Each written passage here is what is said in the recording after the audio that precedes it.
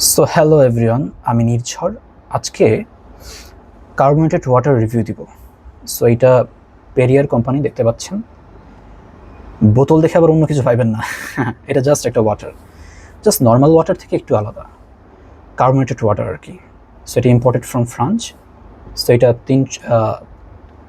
এটা maybe 330 ml এর।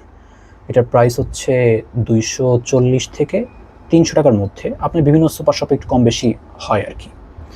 So এটা আপনি দেখে থাকতে পারেন যে বাংলাদেশের বিভিন্ন রেস্টুরেন্ট এবং ক্যাফেতে এটা ইউজ করে, জাস্ট একটু লাক্সারি ভাইবটা আনার জন্য, একটু অ্যাস্থেটিক ফিল হওয়ার জন্য আর কি, এছাড়া আর কিছুই না। বাট আমি যতটুকু শুনছি যে এটা খেলে, মানে আপনার নিয়মিত যদি খান, নিয়মিত খেলে আপনার স্কিন পিঙ্ক কালারের হবে, একটু মানে সফট হবে, একটু সুন্দর গ্লো আপ হবে। কতটুকু সত্যি আমি জানি না, এটা বাসায় ছিল বাট কখনো ট্রাই করিনি। আজকে একটু রিভিউ দিব। সো আচ্ছা, একটু খুলি দেখি।